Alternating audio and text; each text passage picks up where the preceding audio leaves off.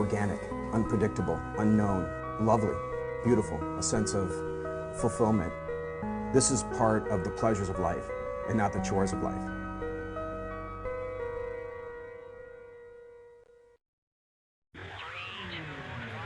Coming up on Daily Iowan TV, President Obama's visit to Iowa City earlier this month was short but expensive.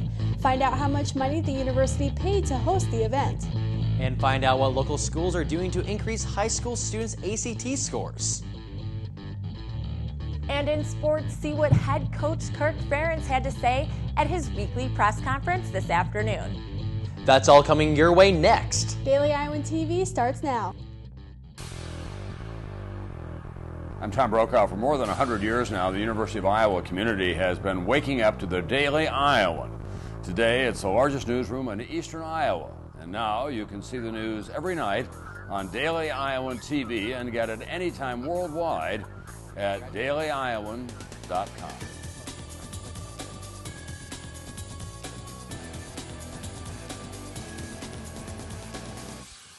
Thanks for tuning in to your Tuesday edition of Daily Iowan TV. I'm Allie Wright. And I'm Ryan Jones.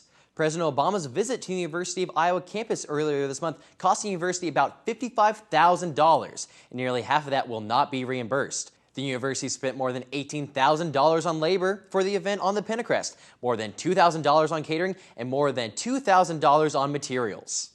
Officials spent $25,000 on UI police support and security, which the UI will not see. About 8,000 people gathered on the Pentecrest on September 7th to see President Obama, Vice President Joe Biden, and their wives. Iowa City's city councilors will discuss the city's efforts to rebuild municipal property damaged by the 2008 flood. The updates could force the council to adjust its budget for fiscal 2014. 17 flood mitigation projects are now in progress in Iowa City. The projects are expected to cost about $158 million. The city is receiving more than $102 million in state and federal aid, but officials say they hope to receive additional funding. But that's not all the council will be discussing Tuesday evening. Councilors will vote for the final approval of a law that would limit where payday lenders can operate. A payday lender is a provider of small, short-term loans, which are also known as cash advances. 6 payday lenders exist in Iowa City, including Check and Go, Check into Cash, and Advanced American Cash Advance. The law has already been unanimously passed by the council during the first 2 votes. It would restrict payday lenders from setting up within 1,000 feet of each other, a school, a church, or a park. Iowa has always been known for its above-average education system, but Iowa City seems to be even farther above the curve. A report from the Iowa City School District showed the 2012 classes at Iowa City High and West High averaged an ACT score of 25. Daily Iowan TV's Rebecca Hager tells us why these students are excelling. Intelligent, hardworking, and motivated.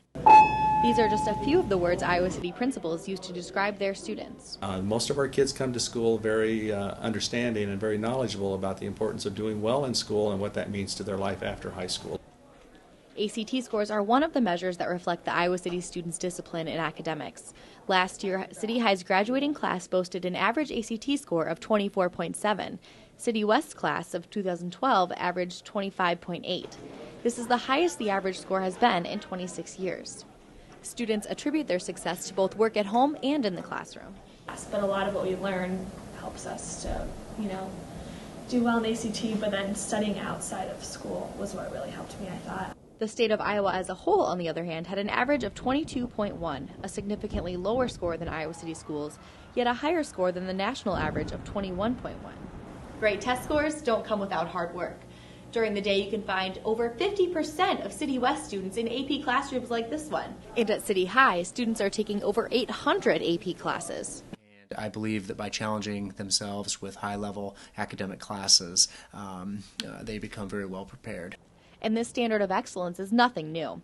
The Iowa City School District has had exceptional test scores in previous years as well, an achievement that administration believes is the result of passionate teachers, hardworking students, and a supportive community. Rebecca Hager, Daily Iowan TV. Still to come on Daily Iowan TV, there are still many students without a permanent home on campus. We'll tell you why some students are still living in temporary housing. And see which Hawks are making some noise in their respective sports. That's coming up in just a bit, but now let's check in with Daily Iowan TV's Alyssa Bergamini for your local weather forecast. Hey Alyssa, is it still chilly out there? Yeah, Allie, today's sudden cold snap was a reminder that summer is coming to an end and it is starting to feel like fall for students on campus. The colder temperatures will be staying, so keep those sweaters and jackets out. Taking a look at tomorrow, the morning will start out with clear skies and a cool temperature of 52 degrees. The afternoon will bring in some clouds, but later warm up into the 70-degree range. And finally, the evening will cool off dramatically with a chilly temp of 45 degrees. For the extended forecast, umbrellas will be needed come Thursday and Friday because the chances of rain are high. For Saturday's football game, expect some clouds, but luckily the 63-degree weather will be perfect for fans. We will end the week on Sunday with clear skies and temps in the low 60s. And come Monday, we will start out the week a little bit warmer in the 70-degree range. So before heading out the door, make sure to keep in mind that fall weather has already arrived. That's all for tonight's weather. Back to you guys at the desk. Thanks, Alyssa. The University of Iowa's Executive Council of Graduate and Professional Students will meet tonight to discuss a possible hike in student fees.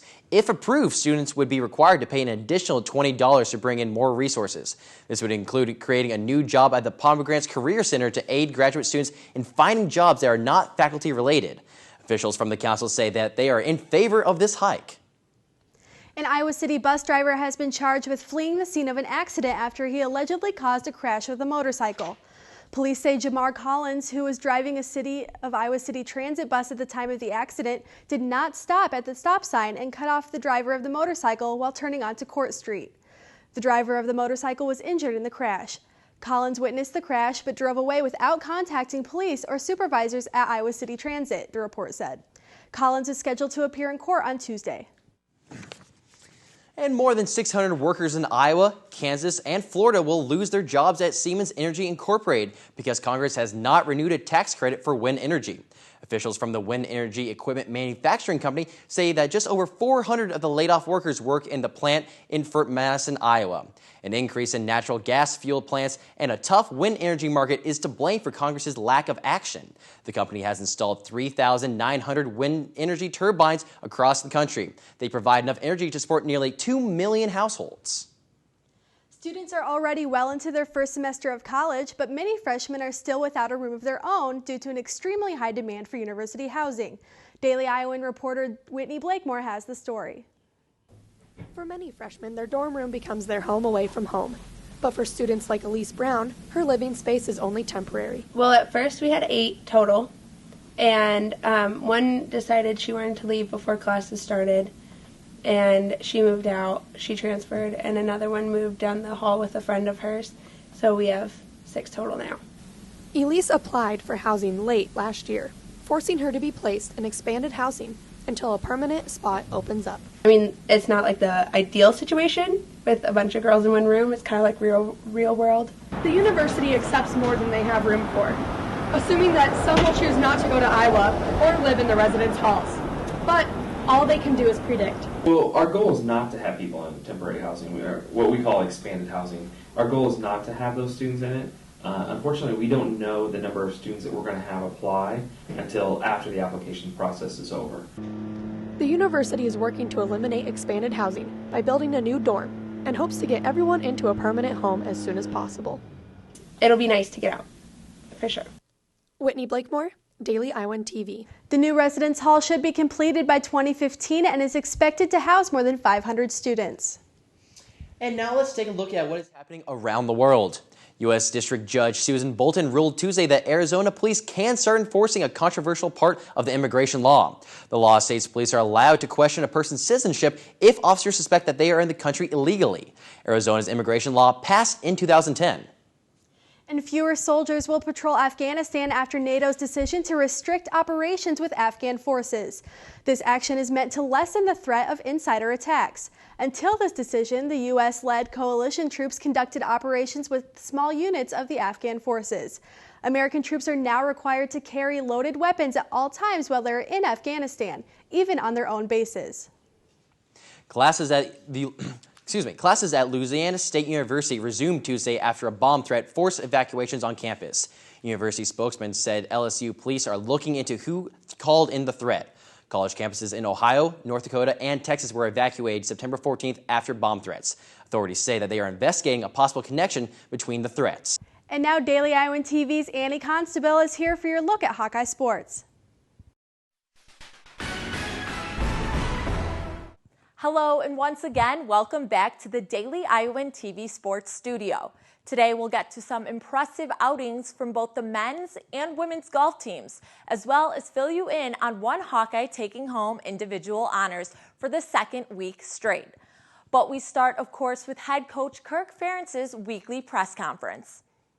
This week, head coach addressed a number of topics, including this weekend's upcoming match, the health of running back Damon Bullock, the progress of the offensive line, and of course, the play of fullback Mark Wiseman. Turned our sights to Central Michigan yesterday, and playing a team it's kind of unusual right now. They're coming off a bye week. I can't remember many of those early in the season like this, but they've got a bye week in their third week, so they've had a week to rest a little bit, and we've got 2 games to look at on them than last year's tape. And I think if you look at them, they're a team that runs the ball really well. They've got a veteran group up front. Their backs are doing a good job. 2 big, strong guys, and I think they're one guy's averaging about 8.5 yards a carry. The other guy's close to 6. Team-wise, they're right around 6 yards a carry, so they're doing a good job there. Now the medical staff will tell us when they feel like it's prudent for him to return to action, and so we'll just we'll wait it out and see how things go. But we're optimistic. He's doing really well.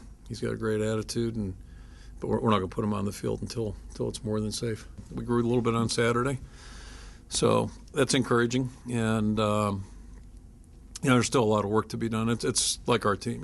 We took steps forward, but we still have a lot of work to do. But they I thought we did some things better, and you could see some things that were going on in practice show up on Saturday, which is encouraging. I think certainly he showed that he can do some things out there competitively, and brings a different tempo, if you will, running the football than everybody else. And I think there's a place for everything in football, so just if it fits. Ferentz also answered several questions about the Black and Gold's passing game. Earlier today, I caught up with senior signal caller James Vandenberg to get his take. Annie Constable standing alongside James Vandenberg. Can you talk about the fact that you're going into the 4th game and you haven't thrown a touchdown pass yet? Do you feel any extra pressure, or is it just how the offense has worked so far? No, right now we're just taking what they give us, and that's going to happen. Eventually, it's not something we're really worried about.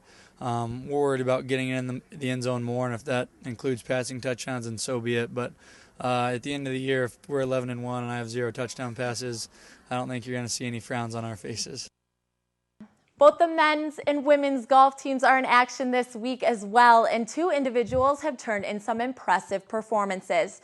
Junior Stephen Ime continued his exceptional play, firing a 1-under 71 Monday, and trails Missouri's Jace Long by only 2 strokes for the individual lead heading into the final round of play today in Burlington, Iowa. The men's team is also playing well, with the Hawks coming into the final day of play in 6th place, shooting an impressive 7 over for the tournament, leading head coach Mark Hankins to say, quote, "We got out to a nice start and had some great play from different guys. We hung in there nicely and played a pretty solid round." The University of Iowa's women's golf team is also in action this week, sitting in a 14th place after 36 holes at the Branch Law Firm Dick McGuire Invitational, hosted by the University of New Mexico. Hawkeye senior Christy Cardwell was the star of the day, carding her first ever career hole-in-one. And one more update before we throw it back to the desk. Fieldhawks senior goalkeeper Kathleen McGraw was named Big Ten Defensive Player of the Week for the 2nd consecutive week, and for the 3rd time in her career. The Atherton, California native stopped 8 shots and recorded a staggering 8.89 save percentage in the Fieldhawks' 2-1 victory Sunday over 20th ranked Albany at Grant Field. The senior is currently tied for the Big Ten lead in shutouts with 3 in 7 games. That's all we have for you today in sports. Be sure to check back with us tomorrow for an update on a number of sports around the UI campus. Back to you guys at the desk. Thanks, Annie. And only with Daily Iowan TV can you get a sneak peek into Wednesday's pages of the Daily Iowan. Read about why the UI is paying for a sustainability ranking. And find out how laughing is being used as a form of meditation locally. That's your latest edition of Daily Iowan TV. Be sure to check us out at the same time tomorrow or anytime online at dailyiowan.com. Thanks for watching and have a great night.